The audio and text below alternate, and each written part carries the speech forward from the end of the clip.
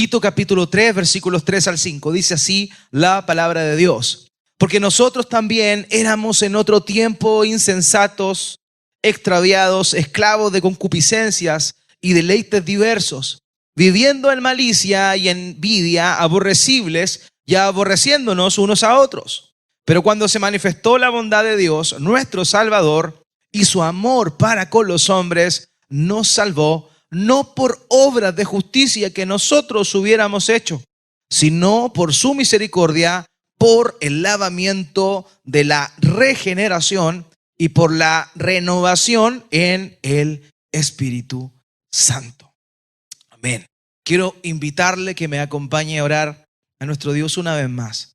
Padre bendito, gracias quiero darte esta noche por tu amor, por tu fidelidad, por tu misericordia para con nosotros.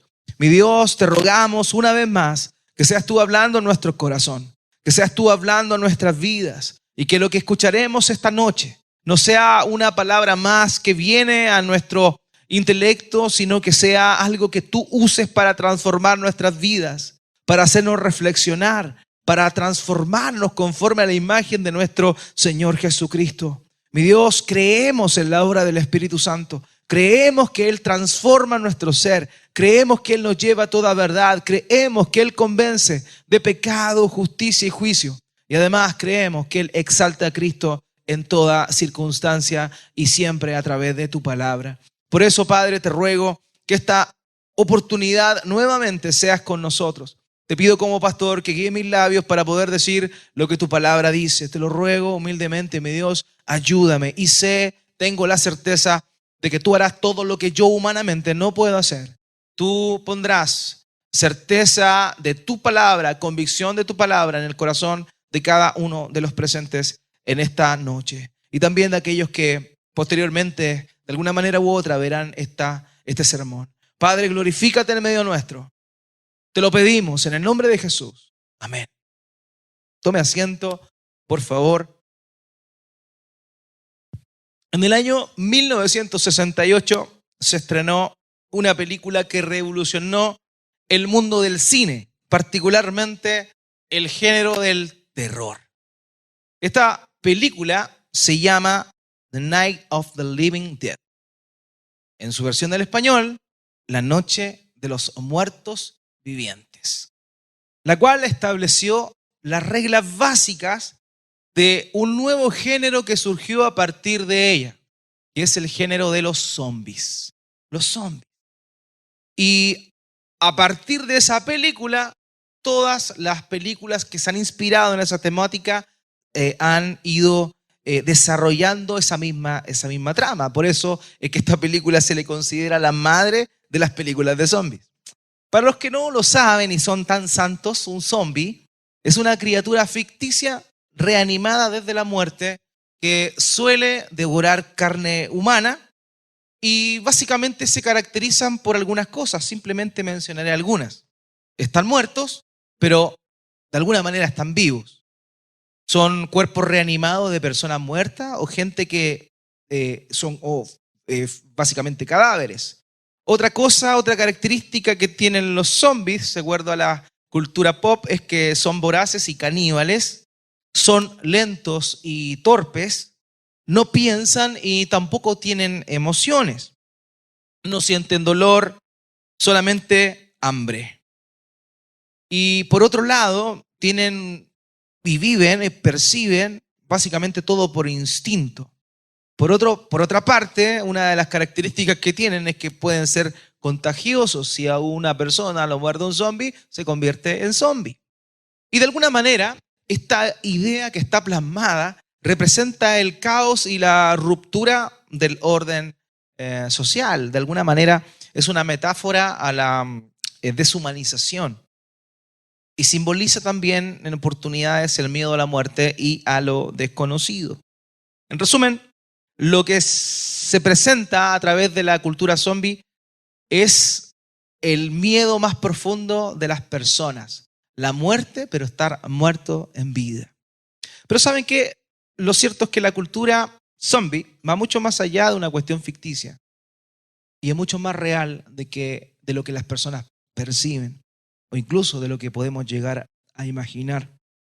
Saben, queridos, cuando hoy contemplamos a las personas que nos rodean, no podemos dejar de ver a verdaderas encarnaciones de esta figura ficticia, los zombies. Personas que pese a estar aparentemente vivas, se encuentran muertas. Personas que al parecer están moviéndose, están haciendo cosas, pero la vida no está presente. Y evidentemente me estoy refiriendo a la vida espiritual, no a la vida física. Queridos, de acuerdo a los pasajes que acabamos de leer, el tema que estaremos hablando es este. El título del sermón de esta tarde es La noche de los muertos vivientes. Y en él básicamente vamos a ver tres cosas que no podemos olvidar. Tres cosas que como cristianos no podemos olvidar. En primer lugar, lo que vamos a ver es que no podemos olvidar que éramos muertos vivientes. Eso es lo primero. En segundo lugar, no podemos olvidar lo que Dios hizo por nosotros. Y en tercer lugar, no podemos olvidar cómo lo hizo. Esas son las tres cosas o los tres puntos que estaremos desarrollando esta noche. No olvidar que éramos muertos vivientes, no olvidar lo que Dios hizo por nosotros y no olvidar cómo lo hizo. Como les señalaba en esta nueva serie de sermones, nos estamos enfocando en lo que significa nacer de nuevo. O de acuerdo al término empleado por escritores del Nuevo Testamento, lo que tiene que ver con la regeneración. El nacer de nuevo, ser regenerados. La semana pasada hablamos de la necesidad de nacer de nuevo y vimos cómo es que Dios no nos deja entrar a su reino si no hemos nacido de nuevo. Ciertamente, el llamamiento general a las personas a oír el mensaje del Evangelio y a recibir a Cristo es un llamado que es para todo el mundo. Sin embargo, no todos hacen caso a ese llamado. Y la razón por qué no hacen caso no es porque sean tontos, no es porque no sean inteligentes. La razón es porque no han nacido de nuevo. Y es ahí donde entra a jugar un rol importante Dios en la salvación del hombre. En el sermón de esta tarde vamos a continuar viendo algunos antecedentes importantes con respecto a esta temática. Así que a continuación vamos a ver la primera cosa que no debemos olvidar. Hermanos queridos, no debemos olvidar que si tú has creído en Cristo, hoy, ayer o hace un tiempo, no debes olvidar que estábamos muertos, que éramos muertos vivientes. Acompáñame por favor a nuestro texto, Tito capítulo 3, versículo 3. Yo voy a estar leyendo la Nueva Biblia de las Américas en todas las citas que haré. Tito capítulo 3, versículo 3 dice: porque nosotros también en otro tiempo éramos necios, desobedientes, extraviados, esclavos de deleites y placeres diversos, viviendo en malicia y envidia, aborrecibles y odiándonos unos a otros. Queridos hermanos, de acuerdo a lo que estamos viendo, creo necesario hacer un recordelis, como se dice, una ayuda a memoria a recordar algunas cosas que probablemente con el tiempo nos hemos ido olvidando. ¿Saben qué? Una de las características más comunes que tienen muchos cristianos es que luego de haber nacido de nuevo, comienzan a odiar todo lo que ellos hacían antes de nacer de nuevo.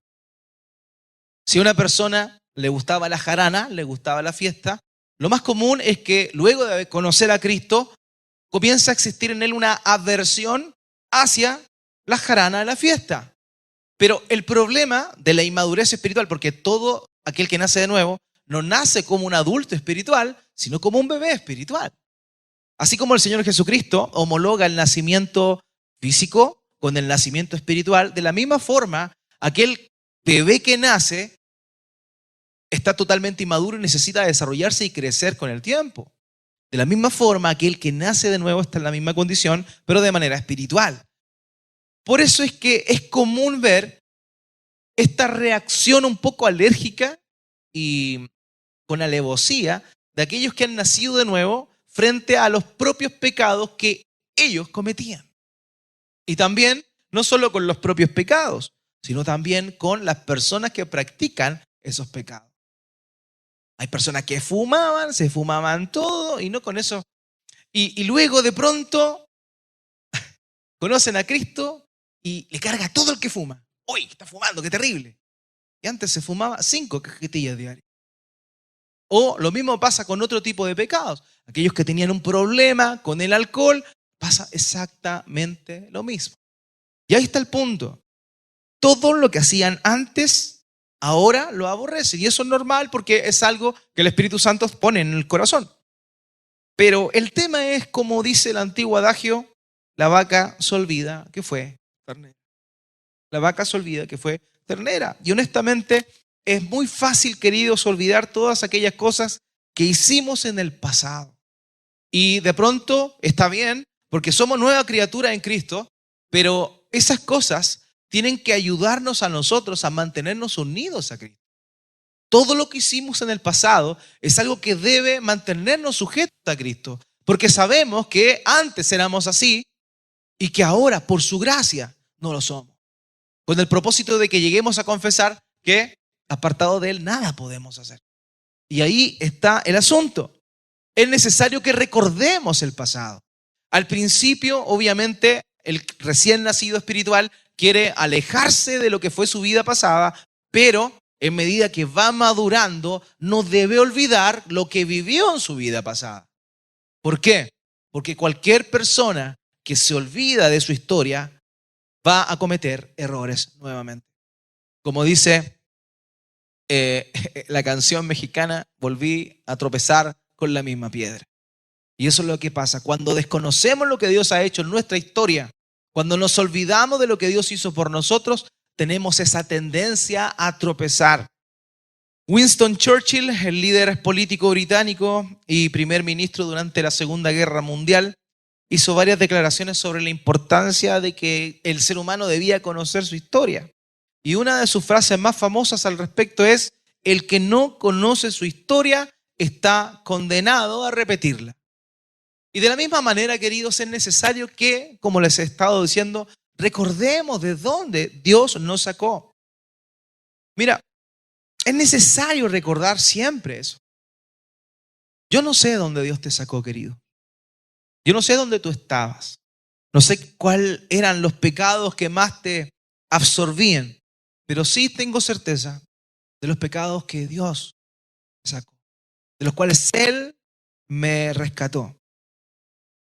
Y honestamente, cada cierto tiempo intento volver a la memoria de aquel tiempo, porque eso me lleva a reflexionar qué sería de mí si no fuese por su gracia. ¿Qué sería de mi vida el día de hoy? ¿Dónde estaríamos?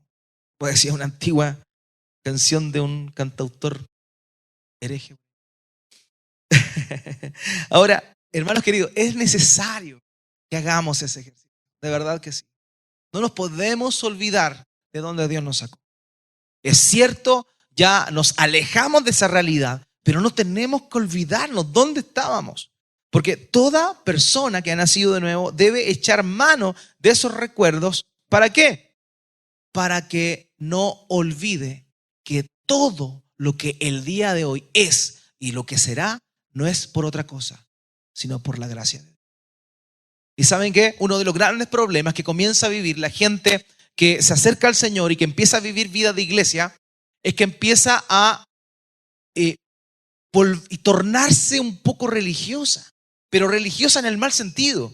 Lo he dicho un montón de veces, la palabra religión no es una mala palabra, significa relación con Dios. Eso es lo que significa, eso es lo que implica la palabra religión. Por tanto, hay una buena religión. Santiago habla de la religión pura y sin mácula. Hay religión que es correcta. Pero cuando hablo de religiosidad me estoy refiriendo a la falsa religiosidad. Aquella que empieza a mirar al otro con desdén, empieza a mirar al otro como con prejuicio, cuando él mismo ha sido arrancado de la situación que están viviendo las personas que no creen en Cristo. Y hermanos, es algo que no tenemos que olvidar. Porque la única manera en que podamos mirar al pecador, aquel que no se ha arrepentido, y podamos tener una mirada misericordiosa, es que no nos olvidemos de dónde Dios nos sacó. Porque si nos olvidamos de dónde Dios nos sacó, la persona que no vive como tú vives te va a empezar a chocar. Y sabes que esa persona no te tiene que chocar. Esa persona te tiene que dar misericordia. Esa persona te tiene que dar compasión y que te tiene que animar a un compromiso de oración para que el Señor en su bondad le conceda nueva vida. Es cierto, Judas dice que debemos amar a los pecadores, pero ni siquiera tener contacto con sus ropas, dice. Estoy parafraseando lo que dice el hermano del Señor en Judas. O sea, es cierto, no podemos ser condescendientes con las personas que se encuentran muertas en sus delitos y pecados. Pero sí debemos entender que nosotros estábamos en la misma condición. Y no debemos olvidar de dónde Dios nos ha sacado. Y Pablo le habla a un amigo cercano, un compañero de labores, Tito, y le dice a un colega de confianza: no te puedes olvidar. No te olvides de dónde te sacó Dios. Y él dice, lo vuelvo a leer, dice, porque nosotros, y Pablo se incluye, también en otro tiempo éramos necios, desobedientes, extraviados, esclavos de deleites y placeres diversos, viviendo en malicia y envidia, aborrecibles y aborreciéndonos unos a otros. Por tanto, queridos, qué importante es saber que no debemos olvidar lo que Dios ha hecho por nosotros, porque eso nos mantiene siempre con humildad. El día que tú te olvidas lo que Dios hizo por ti, tú caes en el orgullo y empiezas a pensar que eres bueno porque tú eres bueno y no porque Dios está transformando tu vida, no porque Dios te está cambiando, no porque el Espíritu Santo está moldeando el carácter de Cristo en tu vida. Y cuando entramos en ese orgullo, comenzamos a mirar a las demás personas y a enjuiciar a las demás personas. Y eso fue lo que les pasó a los fariseos. Eso fue lo que les pasó a los fariseos. Y el Señor acusa a los fariseos de hipócritas. ¿Por qué? Porque culpaban a los demás lo que ellos no hacían. El problema que tenían ellos, como el propio Señor Jesús lo dice, que ellos volaban el mosquito, pero dejaban pasar al camello. Se lo tragaban. Porque se empezaban a preocupar de los detalles de las otras personas, pero dejaban de mirarse a sí mismos. El Señor le dijo: no puedes sacar paja del ojo ajeno. Primero mira la viga que tienes en el tuyo. Y eso sucede cuando olvidamos de dónde Dios nos sacó. Cuando tú olvidas de dónde Dios te sacó, tú comienzas a caer en esta falsa religiosidad, en esta religiosidad de el enorgullecerte porque eres más santo que el otro, porque eres más puro que el otro, porque estás en un nivel espiritual más elevado que el otro. ¿Y sabes qué? A ti te digo, barro, tú y yo merecemos ser destruidos. Merecemos eso, porque eso es lo justo. Y si estamos vivos, como dice Jeremías en Lamentaciones, es por la misericordia del Señor. Por la misericordia del Señor no hemos sido consumidos. Hermanos, qué tremendo es eso. Nunca olvidemos de dónde Dios nos sacó. El salmista dice en el Salmo 41 y 2, esperé pacientemente al Señor. Se inclinó a mí y oyó mi clamor. Me sacó del hoyo de la destrucción, del lodo cenagoso. Asentó mis pies sobre una roca y afirmó mis pasos. Nunca olvidemos de dónde Dios nos sacó. Querido, yo estaba en un lodo cenagoso y tal vez tú también lo estabas. Nunca olvidemos de dónde Dios nos sacó. Ahora, brevemente, Pablo comienza a describir algunos de esos pecados que los cristianos vivían. Muchos de nosotros anduvimos y dice aquí lo siguiente: insensatos, es lo primero que menciona. Insensatos, en el griego tiene la idea de ser un necio, alguien irracional, alguien que no razona, alguien que no medita en lo que hace. ¿Cuántos de nosotros no vivíamos así? Tal vez algunos todavía viven así. Reflexiona un poco en lo que hacen. Pero ¿cuántos éramos de alguna forma así? no pensábamos, no medíamos consecuencias. Lo segundo, rebeldes, dice, rebeldes.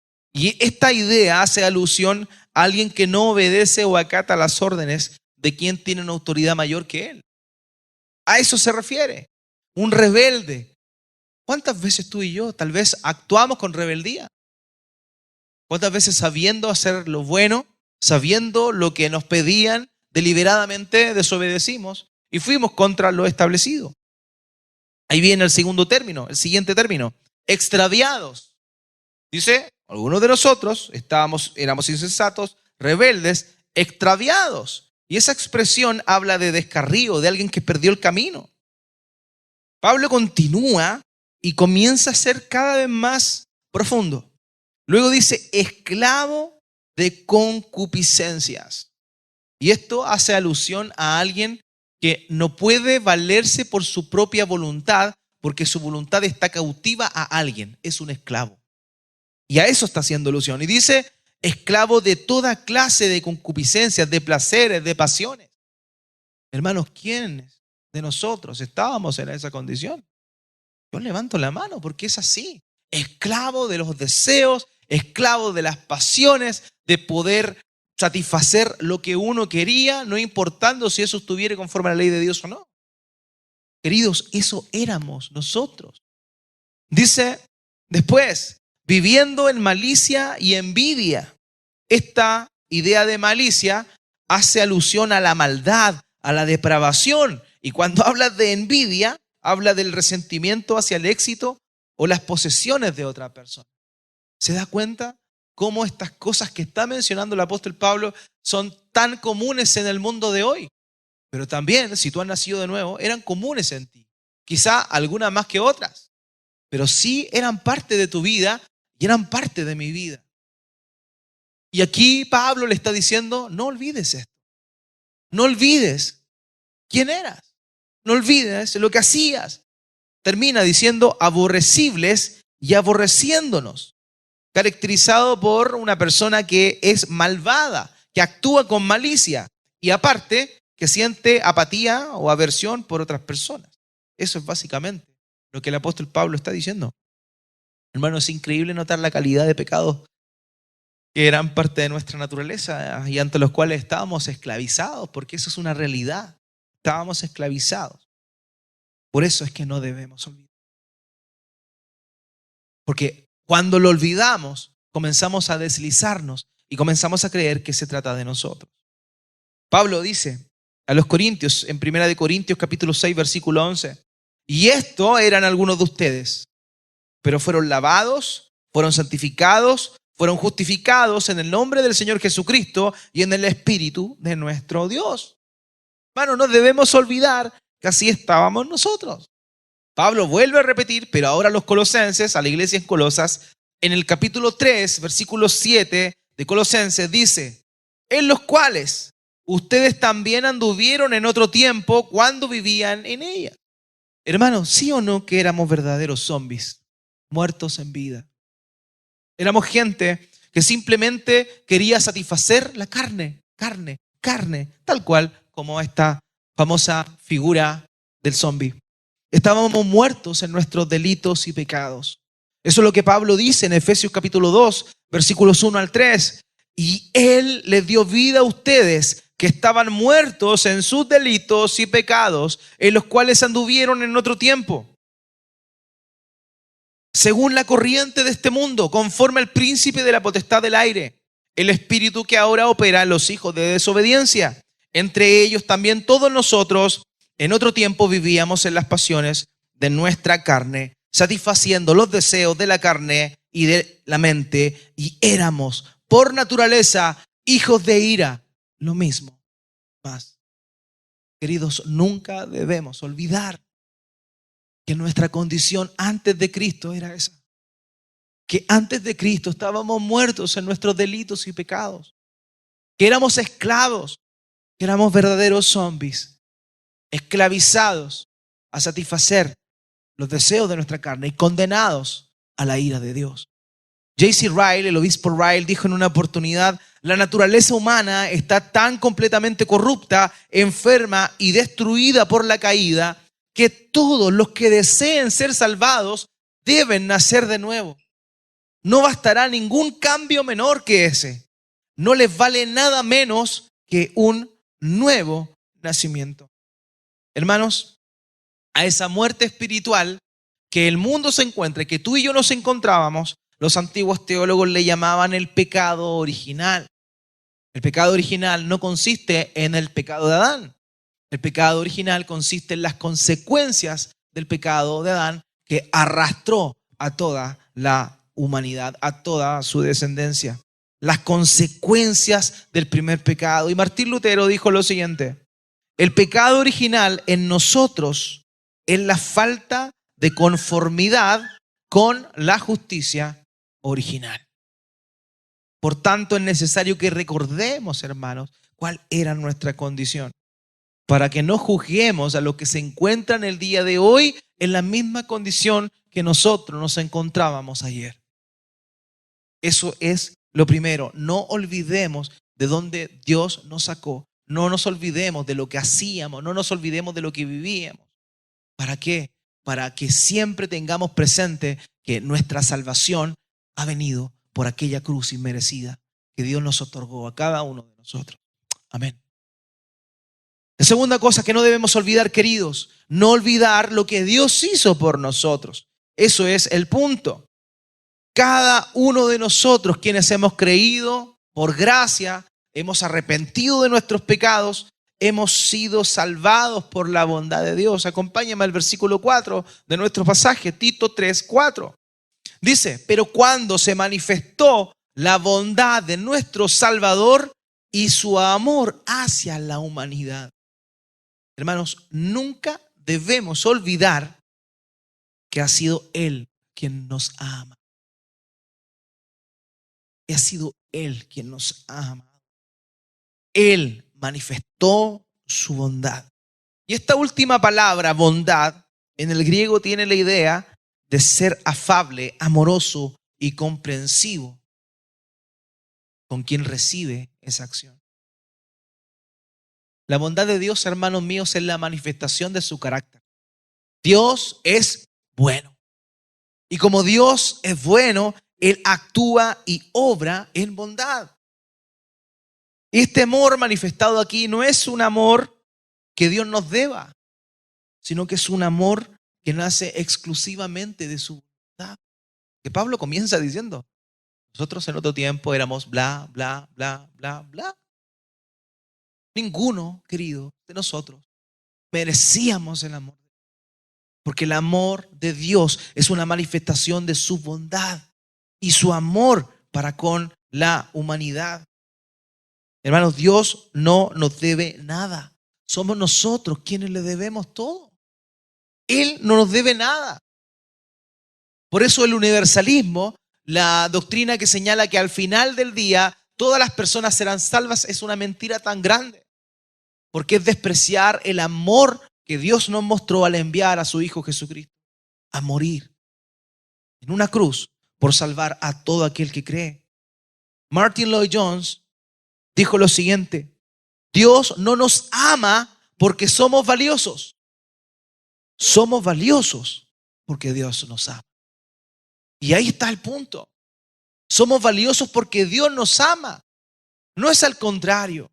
Muchas veces he escuchado a predicadores, y buenos predicadores, con mucha más gracia que yo, decir: Dios te ama tanto que envió a su Hijo Jesucristo porque tú eres muy valioso. Es todo lo contrario. La razón por la cual somos valiosos es porque Dios, en su pura voluntad, por su gracia, por su bondad y su amor para con el ser humano, decidió enviar a Jesucristo a salvar. Es su amor el que nos hace valiosos. No somos nosotros los valiosos por tener algo que darle o que ofrecerle a Dios. Fue Él el que nos salvó. Amados, Él nos salvó. En Pedro dice en su primera epístola, en el capítulo 1, versículo 3, primera de Pedro 1:3, Bendito sea el Dios y Padre de nuestro Señor Jesucristo. Y fíjese lo que dice ahora. Quien según su gran misericordia nos ha hecho nacer de nuevo a una esperanza viva mediante la resurrección de Jesucristo de entre los muertos. Hermanos, es su gran misericordia. Es su gran misericordia.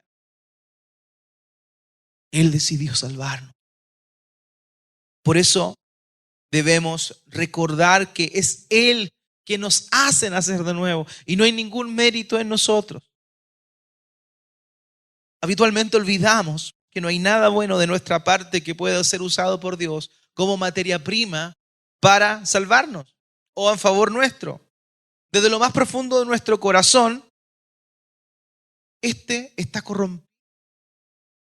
Está corrompido. Y estoy hablando como humanidad, no como cristiano. Porque si tú has creído en Cristo y yo he creído en Cristo, hemos sido purificados de nuestra maldad. Y estamos, por el Espíritu Santo, siendo cambiados. Pero estoy hablando del ser humano. El ser humano se encuentra corrompido y no hay nada que pueda hacer para hallar gracia delante de Dios, porque ha sido Él quien nos ha otorgado de su gracia y nos ha dado una gran salvación. Dice Tito 2, capítulo 11, porque la gracia de Dios se ha manifestado trayendo salvación a los hombres. La gracia de Dios se ha manifestado trayendo salvación. Y todo esto básicamente para mostrar su gran bondad. Porque si una cosa es clara con nuestra salvación es que Dios es infinitamente bondadoso. Él es infinitamente bueno. En Efesios capítulo 2, versículo 7, dice el apóstol Pablo, a fin de poder mostrar en los siglos venideros las sobreabundantes riquezas de su gracia por su bondad para con nosotros en Cristo Jesús. Él es bueno y Él nos ha hecho partícipes de las sobreabundantes riquezas de Cristo. Pero porque Él quiso. Por eso nunca debemos olvidar quiénes éramos y nunca debemos olvidar lo que Él hizo por nosotros. Porque eso nos va a mantener siempre arraigados a Él, dependientes de Él, porque cuando, hermanos queridos, nos damos cuenta o pensamos, llegamos a creer que no necesitamos de Él y que estamos bien, es cuando realmente estamos completamente perdidos. Olvidamos su favor, cuando olvidamos su gracia, cuando olvidamos de donde Él nos movió, donde Él nos sacó, cuando estamos comenzando a perder el rumbo. Y este es el segundo punto, que nunca debemos olvidar lo que Él ha hecho por nosotros. En tercer lugar, Pablo le recuerda a Tito que no debe olvidar cómo lo hizo. Ese es nuestro tercer punto y final. Y es una invitación a no olvidar cómo se hace posible nuestra redención. Cómo es que hoy podemos ser salvados. Cómo es que este maravilloso proceso del nuevo nacimiento es un proceso tan genial, tan rico, pero donde el único que se lleva la gloria es Dios. Es Dios. Dice el salmista, no a nosotros, a tu nombre sea dada la gloria. Y en la salvación del ser humano es cuando más podemos ver la gloria de Dios manifestada. Porque Él se lleva todo el mérito. Él nos salvó. Él nos salvó. Nada hicimos nosotros. Y la manera en la cual Él nos salvó fue dándonos vida. Dice Tito 3, capítulo 5, que es nuestro pasaje, el último versículo. Él nos salvó no por obras de justicia que nosotros hubiéramos hecho. Repito, no por obras de justicia que nosotros hubiéramos hecho, sino conforme a su misericordia por medio del lavamiento, de la regeneración y la renovación por el Espíritu Santo. Y es aquí donde debemos entender un punto importante de nuestra salvación. Nosotros hemos respondido con fe al llamado de Dios, pero ese llamado no podría haber sido respondido si Él no nos hubiese dado vida antes. Lo repito. Nosotros respondemos con fe al llamado que nos hace el Señor. Pero no podríamos responder al llamado que Él nos hace si Él no nos hubiese dado vida. Y ahí está el punto. La salvación, el origen de nuestra salvación procede de Dios y no de nosotros. La fe es la respuesta a lo que Dios ya hizo por nosotros, dándonos vida nueva. Porque estábamos muertos en nuestros delitos y pecados. Y Él nos da vida. Y eso es lo que se llama regeneración o nuevo nacimiento. Y lo que todos necesitamos. Tú y yo lo experimentamos en un momento cuando hemos creído en Cristo, pero tal vez hay personas que están acá y que no lo han experimentado y necesitan conocerlo. Querido, quiero decirte que necesitas nacer de nuevo. Y eso lo da Dios. Es un don de Dios, es un regalo de Dios. Él te despierta, Él te da vida. No es nuestro actuar ayudando a Dios, es Dios acercándose a nosotros y dándonos nueva vida.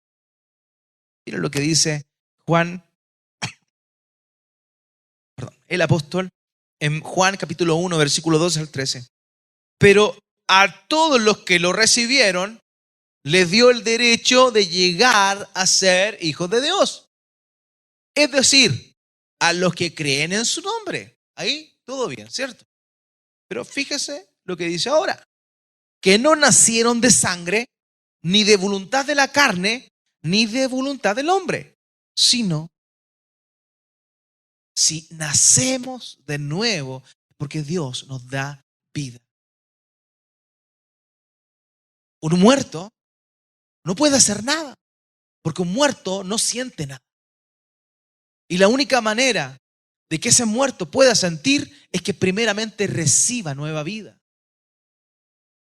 Y eso es la regeneración, eso es el nuevo nacimiento, eso es lo que el Señor Jesucristo le dijo a Nicodemo. Para heredar el reino de los cielos, tienes que nacer de nuevo. Y esto es de Dios, proviene de Él, Él se lleva la gloria. Así que no volvemos a nacer por nuestra propia voluntad, sino por la regeneración que proviene de la voluntad exclusiva de Dios. Él es proactivo en nuestra salvación. Por eso decimos, hay un término que se utiliza muchas veces que se llama monergista o monergismo. El monergismo es entender que el que hace la obra en nosotros es Dios. Si fuese sinergista, eso implicaría que nosotros ayudamos a Dios en el proceso de nuestra salvación. Pero hermanos, la salvación nuestra es una obra completamente divina. Y nuestra respuesta a lo que Dios nos da al nacer de nuevo es la fe. Que también, Pablo dice, es don de Dios. Así que, hermanos, es Dios quien trabaja en nuestra salvación. Pablo le dice a los Gálatas, sin embargo, en Gálatas 2:16, sin embargo, sabiendo que el hombre no es justificado por las obras de la ley, sino mediante la fe en Cristo Jesús, también nosotros hemos creído en Cristo Jesús para que seamos justificados por la fe en Cristo y no por las obras de la ley, puesto que por las obras de la ley nadie será justificado.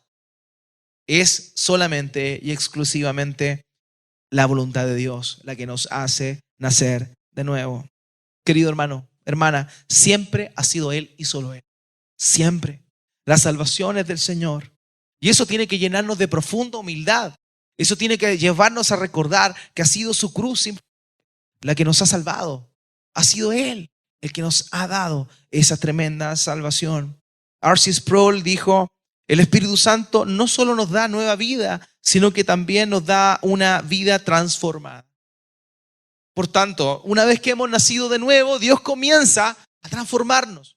Dios comienza a cambiarnos. Por eso, hermanos míos, es tan importante no olvidar, en primer lugar, dónde estábamos, de dónde nos sacó. En segundo lugar, qué hizo por nosotros. Y en tercer lugar, cómo lo hizo, haciéndonos nacer por su propia voluntad.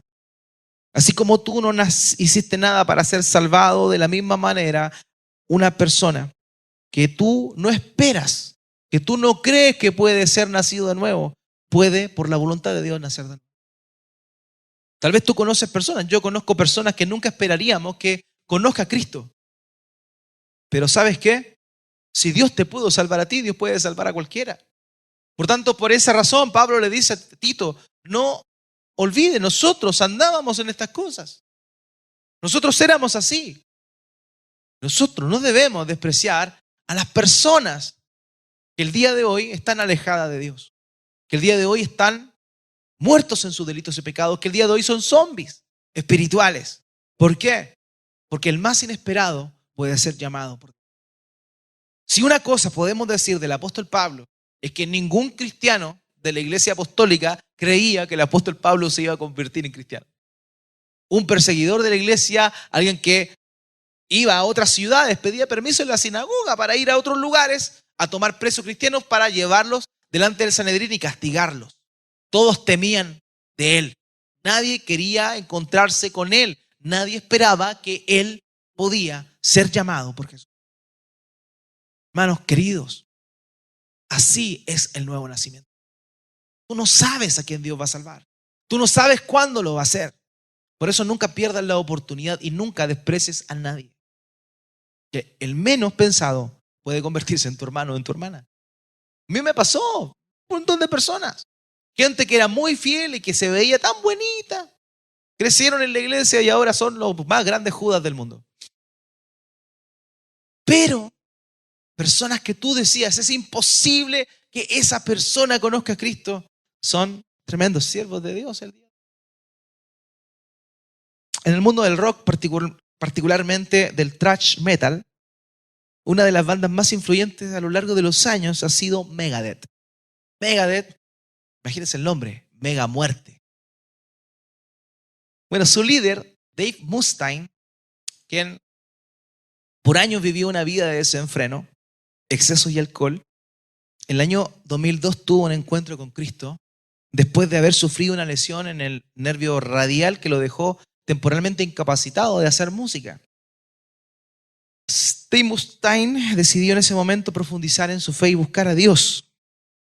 En su autobiografía, llamada Mustaine, a Heavy Metal Memoir, escribió: fue en ese momento que me di cuenta que necesitaba a Dios en mi vida. Me di cuenta que no podía hacerlo. En 2016, varios años después, dijo lo siguiente, en una revista secular por lo demás, de rock: creo que la salvación es la clave para todo. Creo que Jesús es el camino, la verdad y la vida y que nadie viene al Padre excepto por Él. Y creo que eso es lo que me ha mantenido con vida a lo largo de todos estos años.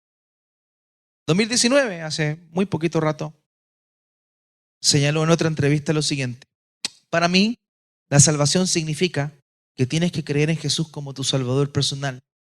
Creo que es importante tener una relación personal con Él. No solo creer que Él existe. Creo que la salvación es un regalo gratuito que se ofrece a todos, pero tienes que aceptar. Honestamente, no creo que nadie haya pensado que este hombre en algún momento llegaría a decir estas tremendas verdades eternas con sus propias palabras, con sus propios labios. Aquí encontramos un hombre que entendió todo, aún inesperado. ¿Por qué? Porque la gloria es de aquel que hace nacer de nuevo y que trae a la vida a alguien que estaba muerto en sus delitos y pecados. Queridos, hasta el día de hoy Él sigue salvando. Hasta el día de hoy Él sigue llamando. Y por eso es necesario que miremos a nuestro alrededor y nos demos cuenta que ante estos zombies espirituales nosotros debemos tener compasión y misericordia porque nos encontrábamos en la misma condición. Recordemos que, qué fue lo que sucedió con, qué fue lo que Él hizo en nuestro favor. Y que la cura para un nuevo nacimiento no es nadie más, Cristo, nuestro Señor. Hermanos, Él el día de hoy continúa diciendo: vengan a mí, todos los que están cansados, todos los que están trabajados, y yo les daré. Él sigue con el poder estuvo ayer, tiene hoy día y seguirá hasta el final para traer a la vida quienes se encuentran muertos, porque Él es el único que hace nacer de nuevo. No olvidemos de dónde venimos, no olvidemos lo que Dios ha hecho y nunca dejemos de dispensar esa gracia, misericordia y amor para quienes todavía no han alcanzado ese favor. ¿Por qué? Porque todo eso es posible ayer y hoy por los méritos. Oremos.